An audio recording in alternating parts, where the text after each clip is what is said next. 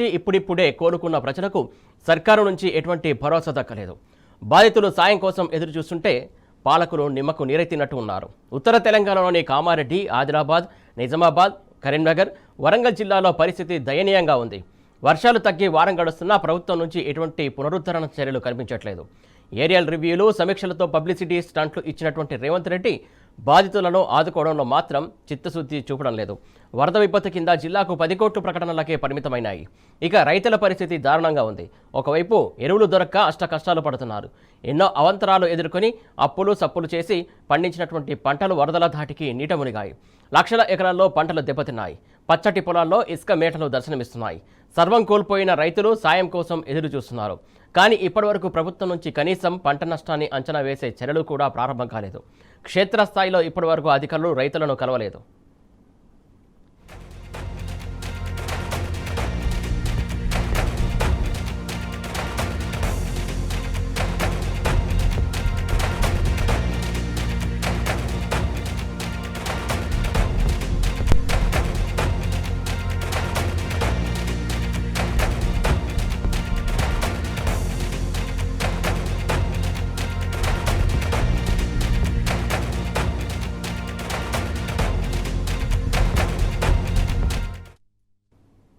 కామారెడ్డి జిల్లా వరద బీభత్సానికి ఆగమైపోయింది. భారీ వర్షాలకు అత్యంత తీవ్ర స్థాయిలో నష్టపోయింది. ప్రభుత్వ ఆస్తులకు 130 కోట్ల నష్టం వాటిల్లినట్లు అధికారులు నివేదికలు పంపారు. ప్రైవేటు ఆస్తుల నష్టం అంచనా వేయలేదు. జిల్లా వ్యాప్తంగా దాదాపు 80,000 ఎకరాల్లో పంటలు నీట మునిగాయి. వరి, పత్తి, మొక్కజొన్న, సోయాబీన్, మినుము రైతులు తీవ్రంగా నష్టపోయారు. వందల ఎకరాల్లో పొలాల్లో ఇసుక మేటలు వేశాయి. అప్పులు చేసి పంటలు సాగు చేసినటువంటి రైతులు ఇప్పుడు దిక్కుతోచని స్థితిలో పడిపోయారు. ఇప్పటివరకు ప్రజాప్రతినిధులు, అధికారులు ఎవరూ పంట పొలాలను పరిశీలించడం లేదని రైతులు మండిపడుతున్నారు. ఎకరాకు 25,000 నష్టపరిహారం చెల్లించాలని డిమాండ్ చేస్తున్నారు.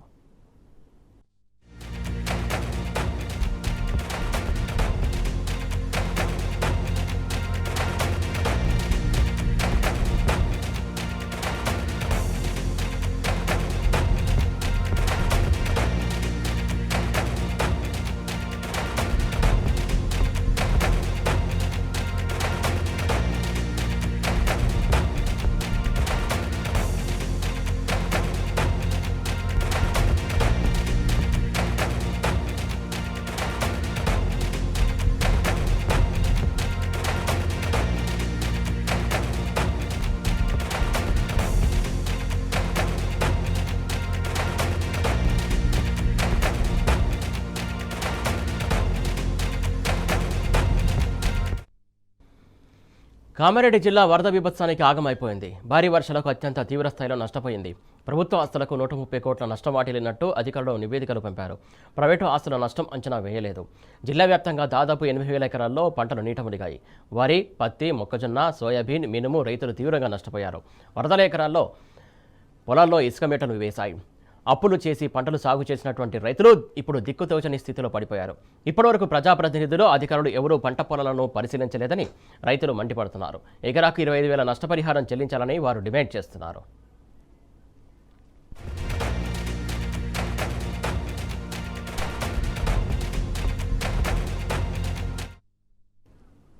ఖమ్మం జిల్లా రైతాంగం ఇటీవల కురిసిన భారీ వర్షాలకు తీవ్రంగా నష్టపోయింది. అకాల వర్షాలు రైతులను నిండా ముంచాయి. వేల ఎకరాల్లో పత్తి, వరి పంటలు చేతికి మునిగి కులిపోయినటువంటి పత్తి చేలు వర్షం వల్ల చేతికి రాని పెసర లక్షల్లో నష్టపోయినటువంటి పత్తి రైతులు ప్రభుత్వ సాయం కోసం ఎదురు చూస్తున్నారు. ముఖ్యమంత్రికి, మంత్రులకు వేడుకోలు పంటలు వేసినప్పటికీ నష్టం అధికారులు మానవముద్ర వారి పరిహారంపై ప్రకటన చేయని కాంగ్రెస్ సర్కారు 50,000 రూపాయల పరిహారం కోరుతున్నారు.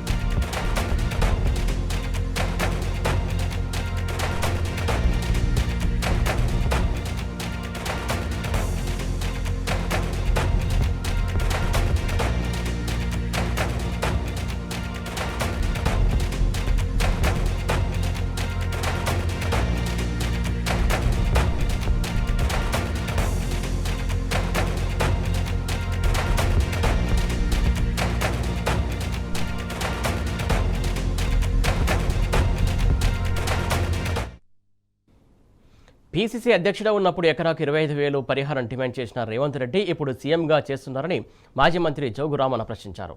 ఆదిలాబాద్ జిల్లాలో నష్టపోయిన పంట పొలాలను ఆయన పరిశీలించారు. జోగురామన్నతో మా ప్రతినిధి రాజు ఫేస్ టు ఫేస్. ఆదిలాబాద్ జిల్లాలో భారీ వర్షాల కారణంగా తీవ్రంగా పంటలు దెబ్బతిన్నాయి. ప్రధానంగా పెన్గంగా పరివాహక ప్రాంతాల్లో ఉన్న జైనద్ బేలా మండలంలో పలు గ్రామాలలో పూర్తిగా పంటలు నష్టం జరిగింది. ఈ పంట పొలాల్లో పూర్తిగా ఇసుక మేటలు వేసిన పరిస్థితి ఉంది. గత 4-5 రోజులు కూడా అధికారులు వచ్చి సర్వే చేస్తారని రైతులు దీనంగా ఎదురు చూస్తున్నారు. అయితే ఈ నష్టపోయిన పంట పొలాలను బీఆర్ఎస్ పార్టీ జిల్లా అధ్యక్షుడు మాజీ మంత్రి జోగురామన్న పరిశీలించడం జరిగింది. రైతులను అడిగి వారి బాధలను తెలుసుకోవడం జరిగింది. రైతులు ఏమన్నారు, రైతుల బాధలు ఏ విధంగా ఉన్నాయి, రైతులు ఏమంటున్నారు, ప్రభుత్వము ఎలాంటి సహాయ చర్యలు చేపట్టాలనే విషయంలో మనతో మాట్లాడడానికి మాజీ మంత్రి జోగురామన్న గారు ఉన్నారు. సార్ చెప్పండి, ఈ రైతుల బాధలు ఏ విధంగా ఉన్నాయి? గత 4-5 రోజులు కూడా ఈ వర్షం పడి పూర్తిగా పంటలు దెబ్బతినప్పుడు కూడా అధికారులు కనీసం ఇక్కడ సర్వే చేయడానికి కూడా రాలేదని చెప్పేసి రైతులు తమ బాధను మీతో చెప్పుకోవడం జరిగింది. ఈ రైతుల పరిస్థితి ఏ విధంగా ఉంది? ఇప్పుడు ఆదిలాబాదు నియోజకవర్గంతో పాటు ఆదిలాబాదు ఉమ్మడి జిల్లాలో కూడా సోయాబీన్ దాని పూత కోల్పోయింది, పత్తి మొత్తం పోయింది. ఇప్పుడు నష్టపోయిన తర్వాత అది అసలే రాదు. కాబట్టి మేము మొన్న జిల్లా ఇన్ఛార్జ్ మంత్రి గారు వచ్చిండు. ఎందుకు వచ్చినట్టు? జిల్లా ఇన్ఛార్జ్ మంత్రి వచ్చి ఈ రైతుల పొలాలకు వచ్చి చూస్తే అర్థమవుతుంది. జిల్లా ఇన్ఛార్జ్ మంత్రి గారు పొద్దున వెళ్ళి నిర్మల్కి వచ్చిండు. నిర్మల్లో ఏం లేదు. 3 గంటలు జిల్లా ఇన్ఛార్జ్ మంత్రి జూపల్లి కృష్ణారావు మాత్రం నిర్మల్ల టూరిజం పాయింట్ చూడటానికి కొరకు టూరిస్టర్గా వచ్చిండు తప్ప రైతులను ఆదుకోవాలనే ఉద్దేశం లేకుండా రాత్రికి ఇక్కడికి 2-3 గంటలకు వచ్చిన తర్వాత ఆదిలాబాద్కి వచ్చి అటు ఆదిలాబాద్లో ఉన్నటువంటి పెనుగంగా పరివాహక ప్రాంతాలు కావచ్చు, అటు బోతుకు సంబంధించినటువంటి భీంపూరు మండలానికి సంబంధించినటువంటి కావచ్చు, బోరాజ్ మండలానికి కావచ్చు. కానీ ఇలా బోతు నియోజకవర్గం పూర్తిగా మునిగిన, ఆదిలాబాద్ నియోజకవర్గం మునిగిన మంత్రి గారు మాత్రం వచ్చి జూపల్లి తూతూ మంత్రంగా పోయిండు. నేను ఒకటి అడుగుతున్నా, అసలు ఇన్ఛార్జ్ మంత్రులు ఎందుకున్నారు జిల్లాకు? అంత వచ్చి అడావుడిగా ఒక్క పొలానికి కూడా వెళ్ళకుండా ఏదో శాంతినగర్లో ఒక ఇల్లు కూలిందని చెప్పి ఇంటి దగ్గరికి వెళ్ళడం, రైతు పొలాలకు వెళ్ళలేదు. మరి ఒక టూరిస్టర్గా వచ్చినావా, టూరిజం పాయింట్స్ డెవలప్ చేయడానికి వచ్చినప్పుడు నువ్వు రా, సంతోషం. కానీ ఇలా రైతులు బాధల్లో ఉన్నారు, రైతుల పంటలు నష్టపోయినాయి. కనీసం ఏ రైతు పొలాన్ని చూడలేదు, ఏ రైతుతోటి మాట్లాడలేదు. తూతూ మంత్రంగా రివ్వు పెట్టి అక్కడ తలమడికి వెళ్తామని చెప్పి రైతులు వెయిటింగ్లో ఉంటే కూడా తలమడికి కూడా రాత్రి అని చెప్పి ప్రోగ్రాం క్యాన్సిల్ చేసుకొని మరి మంత్రి వెళ్ళిపోయిందంటే ఇది ఎంత చిత్తశుద్ధి ఉందో కాంగ్రెస్ పార్టీకి నేను అడుగుతున్నా. ఇక్కడ ఎమ్మెల్యేలు కూడా ఎంపీలు కూడా అట్టర్లీ ఫ్లాప్. వాళ్ళు ఒక నిజంగానే వీళ్ళ అధికారంలో కాంగ్రెస్ పార్టీ ఉన్నది. మనం భారతీయ జనతా పార్టీకి చెందినటువంటి ఎమ్మెల్యే ఎంపీవి ఎమ్మెల్యే రివ్యూలో ఉంటాడు మంత్రితోటి. నువ్వు శాంతినగర్లో ఇల్లు చూసుకోకపోతే ఎట్లుంటుంది చెప్పండి? అందుకొరకే మేము ఒకటే ఇలా కాంగ్రెస్ పార్టీని ఏం డిమాండ్ చేస్తున్నాం, రేవంత్ రెడ్డి గారే 2023 మార్చిలో ఏదైతే వడగండ్ల వర్షాలతోటి రాష్ట్రం అంతా నష్టం జరిగినప్పుడు అప్పుడు ఎకరానికి ఏదైతే ఉన్నటువంటి 6,200 చిల్లర ఉంటే 10,000 రూపాయలు ఎకరానికి 2023 మార్చిలో అప్పుడున్నటువంటి కేసీఆర్ ప్రభుత్వం 10,000 రూపాయలు ఎకరానికి ఇచ్చినప్పుడు ఇది ఎట్లయితుంది? అసలు రైతులకు సరిపోతుందా? ఆనాడు కాంగ్రెస్ పార్టీ రాష్ట్ర అధ్యక్షుడు రేవంత్ రెడ్డి గారు కేసీఆర్ గారికి లేఖ రాసిండు. మేము రైతులు చాలా డిమాండ్ చేస్తాం, తప్పులేదు. రైతులు బాగా నష్టపోయిండ్రు, వాళ్ళ బాధ అన్నారు, ఆవేదన ఉన్నారు. కానీ మేము ముఖ్యమంత్రి గారు చెప్పిన మాటని అడుగుతున్నాం. నువ్వు 25,000 రూపాయలు ప్రతి పంటకి ఇస్తా అని చెప్పినావు, మిర్చికి 50,000 రూపాయలు ఇవ్వాలని చెప్పి నువ్వు ఆనాడు రాష్ట్ర కాంగ్రెస్ పార్టీ అధ్యక్షుడిగా ఉన్నప్పుడు కేసీఆర్ గారికి లేఖ రాసినావు కదా.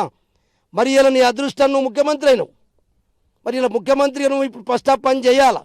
మీరు ఏం చేస్తారో చెయ్యరో స్పష్టంగా చెప్పాలని చెప్పి బీఆర్ఎస్ పార్టీ డిమాండ్ చేస్తుంది. వాళ్ళకు జరిగిపోయినటువంటి నష్టాన్ని ఇచ్చేంత వరకు బీఆర్ఎస్ పార్టీ రైతుల పక్షాన నుండి పోరాటం చేస్తుంది. భారీ వర్షాల కారణంగా ఆదిలాబాద్ జిల్లా వ్యాప్తంగా అపార నష్టం జరిగిందని, అయితే అధికార పార్టీ మాత్రము మొక్కుబడిగా పర్యటన చేస్తూ రైతులను ఆదుకునే విషయంలో జాప్యం చేస్తుందని, ఈ జాప్యాన్ని మాత్రం సహించలేని బీఆర్ఎస్ పార్టీ పక్షాన తాము రైతుల కోసం పోరాడతామని, ఇప్పటికైనా ప్రభుత్వం వెంటనే నష్టపరిహారాన్ని వెంటనే తక్షణం చెల్లించాలని ఈ సందర్భంగా జోగురామన్న డిమాండ్ చేయడం జరుగుతున్నది. వీడియో జర్నలిస్ట్ పవన్తో రాజు, టీ న్యూస్, ఆదిలాబాద్ జిల్లా నుంచి.